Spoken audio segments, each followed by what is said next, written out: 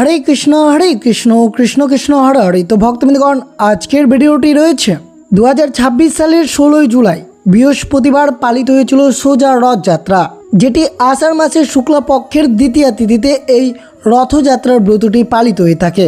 এই দিন ভগবান জগন্নাথ, বলরাম এবং বোন সুভদ্রা মূল মন্দির থেকে মাসির বাড়ি অর্থাৎ গন্ডিজা মন্দিরে আগমন হন। তার ঠিক 8 দিন পর আষাঢ় মাসের শুক্লপক্ষের দশমী তিথিতে উল্টো রথযাত্রার ব্রতটি পালিত হয়ে থাকে। 2026 সালের 24শে জুলাই শুক্রবার এই উল্টো রথযাত্রার ব্রতটি পালিত হয়েছে। সেই উপলক্ষে সকল ভক্তরা অবশ্যই এই দিনটি আনন্দের সাথে উৎসাহ করবেন এবং এই উল্টো রথযাত্রার ব্রতটি ভক্তিনিষ্ঠা সহকারে পালন করবেন। পুরাণ মতে জগন্নাথ দেব তার ভাই বলভদ্র এবং বোন সুভদ্রাকে নিয়ে মাসির বাড়ি অর্থাৎ গন্ডিজা মন্দিরে যান, কিন্তু এই যাত্রায় তিনি তার স্ত্রী লক্ষ্মী দেবীকে সাথে নেন না, আর তাতেই ঘটে বিপত্তি। স্বামীর ওপর প্রবল অভিমানে লক্ষ্মী দেবী হেরা পঞ্চমীর দিন রেগে গিয়ে গন্ডিজা মন্দিরে উপস্থিত হন এবং জগন্নাথ দেবের রথের একাংশ অংশ ভেঙে দিয়ে আসেন।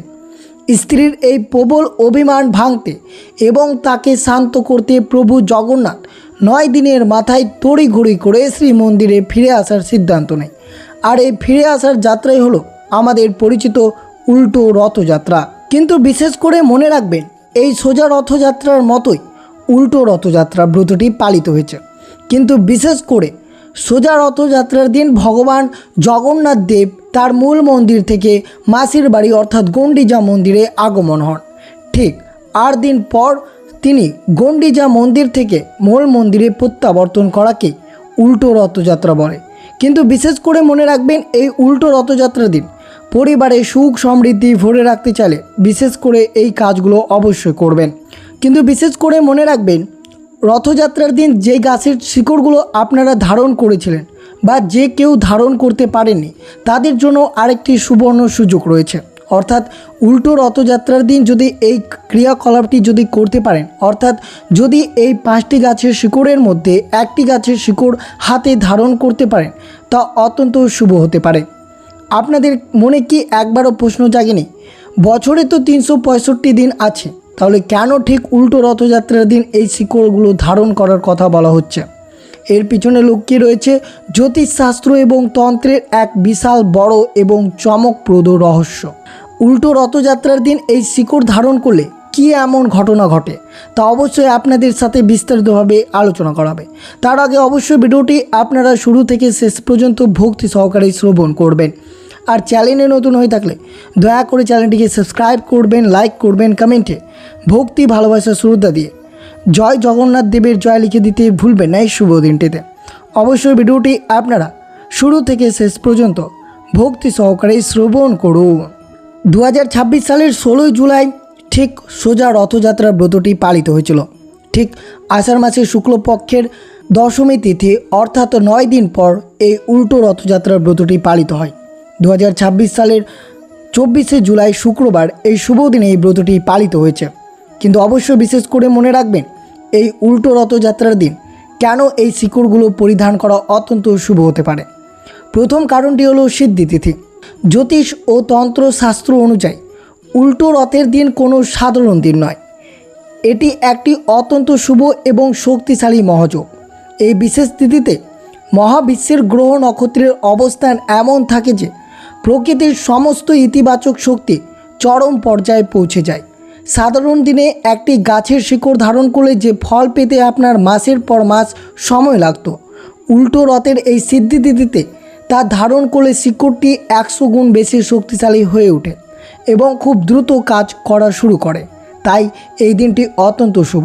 দ্বিতীয় এবং সবচেয়ে গভীর কারণটি হলো প্রত্যাবর্তন। উল্টো রথ মানে হলো নিজের ঘরে ফিরে আসা।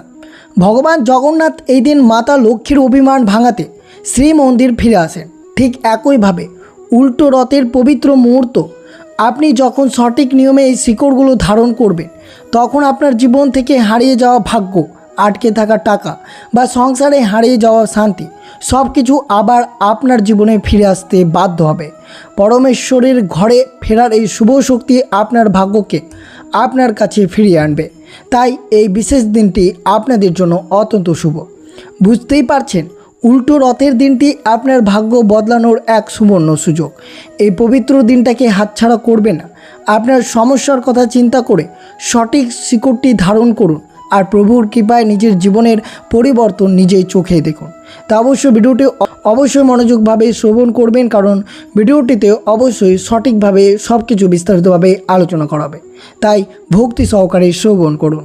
পৌরাণিক কাহিনী অনুযায়ী ভগবান জগন্নাথ তার পরম ভক্ত এবং সম্পর্কে মাসি রানী গণ্ডিজাকে কথা দিয়েছিলেন যে 3 বছরে একবার তার বাড়িতে গিয়ে অবস্থান করবেন। মাসির সে ভক্তিপূর্ণ ডাকে সাড়া দিয়ে প্রভুর গণ্ডিজা মন্দিরে যান। সেখানে 7 দিনের অবস্থান করে নানা রকম সুস্বাদু ভোগ গ্রহণ করার পর নিজের মূল মন্দিরে ফিরে আসার নিয়ম পালনের জন্য এই উল্টো রথযাত্রা অনুষ্ঠিত হয়। হিন্দু ধর্ম দর্শন অনুযায়ী রথযাত্রা হলো প্রভুর গর্ভগৃহের কঠোর নিয়মকানুন থেকে বেরিয়ে এসে রাস্তায় সাধারণ ও পতিত মানুষদের সাথে মেশার উৎসব। উল্টো রথের মাধ্যমে সেই মিলনের উৎসব একটি চক্র বা বৃত্তপূর্ণ সম্পন্ন। প্রভু তার ভক্তদের দর্শন দিয়ে পুনরায় নিজের স্থানে ফিরে যান। এটি আমাদের মনে করিয়ে দেয়, জাগতিক আনন্দ এবং উৎসব আমরা যতই মেতে থাকি না কেন, দিন শেষে আমাদের আসল শান্তির জায়গা হলো নিজের শিকড় এবং পরিবারের কাছে ফিরে আসা। তেমনই এই উল্টো রথযাত্রার ব্রতটি পালিত হয়ে থাকে। তার আগে অবশ্যই ছোট্ট করে শ্রবণ করুন, এই উল্টো রথের দিন করা একটি ছোট্ট কাজ আপনার সংসারের সমস্ত অশান্তি দূর করে আজীবনের জন্য সুখ সমৃদ্ধি এনে দিতে পারেন। ভগবান জগন্নাথের ঘরে ফেরার এই পবিত্র দিনে বিশেষ করে এই কাজগুলো সকলেই করবেন, যাতে সংসারে কখনো অর্থের অভাব হবে না এবং স্বামী স্ত্রীর মধ্যে সম্পর্ক অটুট থাকবে। তাই বিস্তারিতভাবে শ্রবণ করুন। প্রথম এবং সবচেয়ে গুরুত্বপূর্ণ কাজ হলো গৃহলক্ষ্মীর মান ভঞ্জন। আমরা আগেই জেনেছি ভগবান জগন্নাথ দেব তার স্ত্রী মাতা লক্ষ্মীর অভিমান ভাঙাতে উল্টো রথের দিন তাকে রসগোল্লা খাইয়েছিলেন। এই দিনটা আমাদের একটি বড় শিক্ষা দেয় যে পরিবারে যিনি গৃহলক্ষ্মী তিনি আপনার মা হন বা স্ত্রী। উল্টো রথের দিন বাইরে থেকে ফেরার সময় তাদের জন্য অবশ্যই কিছু মিষ্টি, বিশেষ করে রসগোল্লা কিনে আনুন।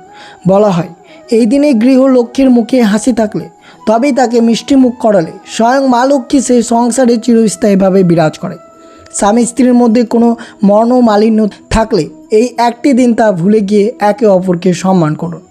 দ্বিতীয় কাজটি হলো পরমেশ্বরকে নিজের ঘরে স্বাগত জানানো। উল্টো রথ মানেই তো ঘরে ফেরা, তাই এই দিনে সূর্যাস্তের ঠিক আগে বাড়ির মূল দরজা খুব ভালোভাবে পরিষ্কার করবেন। সম্ভব হলে দরজার সামনে একটু আলপনা দিবেন এবং একটি ঘিয়ের প্রদীপ জ্বালিয়ে রাখুন। মনে রাখবেন, যে বাড়ির প্রবেশদ্বার পরিষ্কার এবং আলোকিত থাকে, ভগবান জগন্নাথ এবং মাতা লক্ষ্মী সেই বাড়িতে সবার আগে প্রবেশ করে। শেষ কাজটি হলো সন্ধেবেলায় বাড়ির তুলসী মঞ্চে একটি প্রদীপ জ্বালানো। ভগবান বিষ্ণু বা জগন্নাথ দেবের সবচেয়ে প্রিয় হলো তুলসী।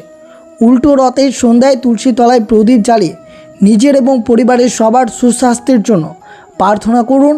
প্রভুর কাছে নিজের ভুল ত্রুটি ক্ষমা চেয়ে নিন। বিশ্বাস করুন, ভক্তি ভরে এই ছোট ছোট কাজগুলো করলে আপনার পরিবারের চিত্রটাই বদলে যাবে। উল্টো রথের এই পবিত্র বার্তাটি শুধু নিজের কাছে রাখবেন না, আপনার পরিচিত সব মানুষের কাছে ভিডিওটি শেয়ার করে পৌঁছে দেবেন। কে বলতে পারে আপনার একটা শেয়ার হয়তো কারো সংসারে শান্তি ফিরে আনবে।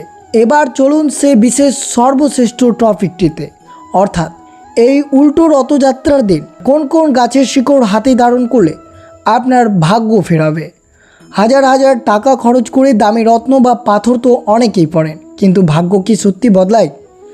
জ্যোতিষশাস্ত্র বলেছে প্রকৃত আমাদের এমন কিছু জাদুকরী গাছের শিকড় উপহার দিয়েছে যার ক্ষমতা কোনো দামি পাথরের চেয়ে কম নয়।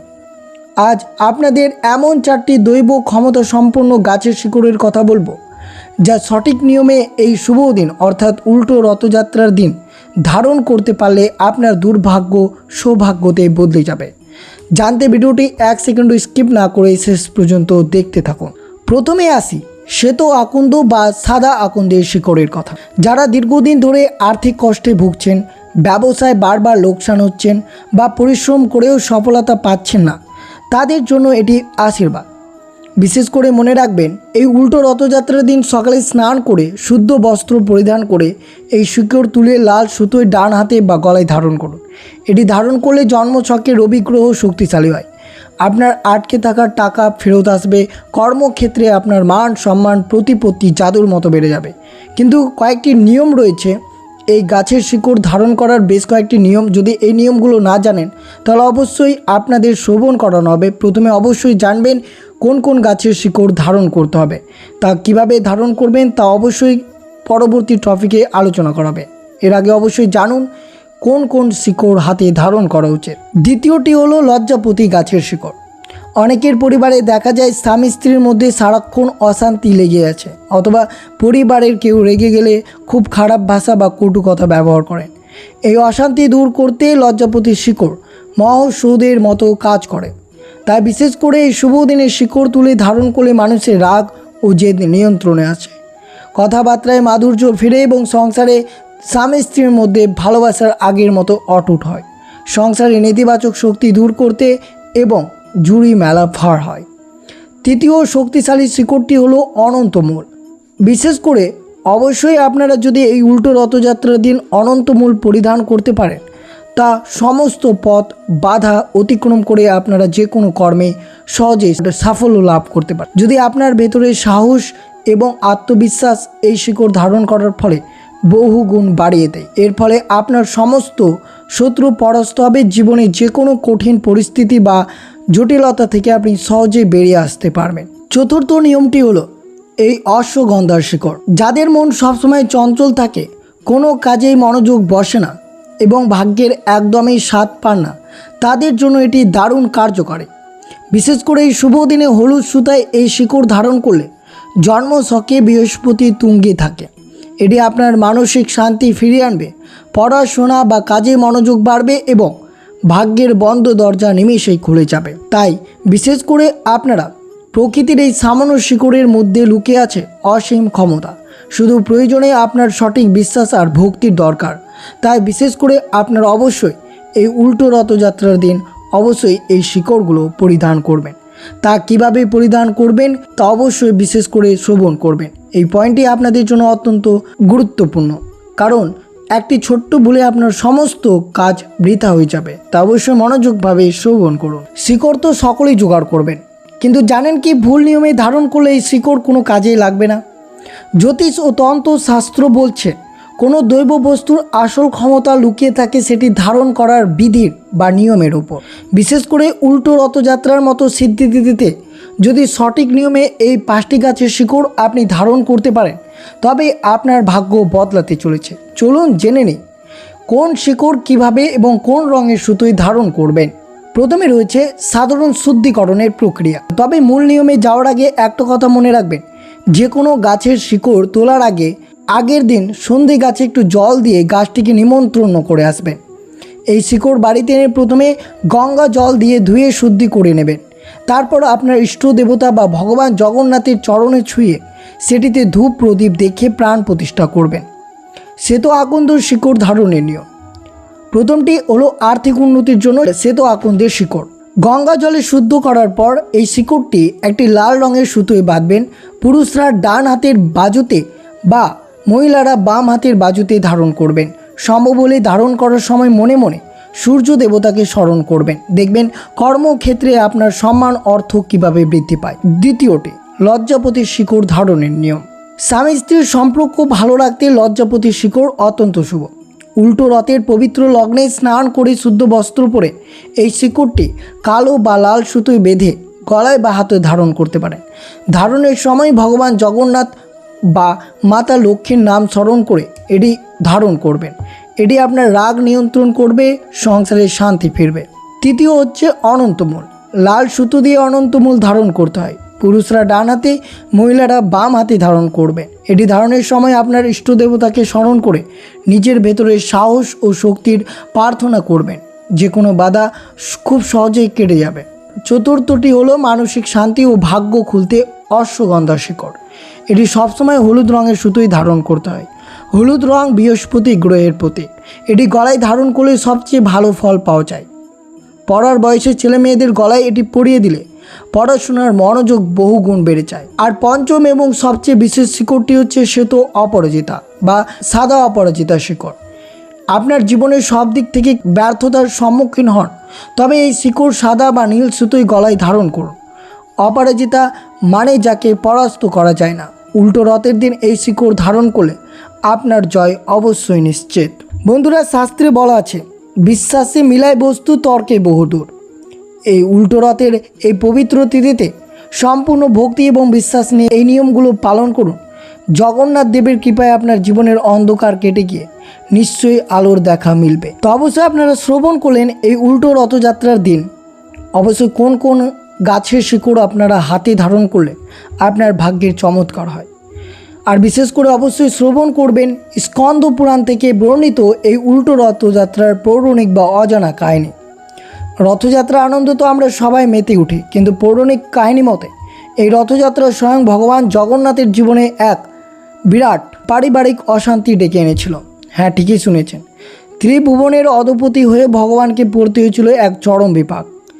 স্কন্দ পুরাণে বর্ণিত উল্টো রথ বা বহুরা যাত্রায় সেই অদ্ভুত এবং আবেগপূর্ণ কাহিনী আজ আপনাদের শোনাবো, যা শুনলে আপনার গায়ে রোম খাড়া হয়ে যাবে। ভিডিও স্কিপ না করে শেষ পর্যন্ত শুনুন, কারণ এই কাহিনী শ্রবণে আপনার সংসারের সমস্ত বাধা দূর হতে বাধ্য হবে।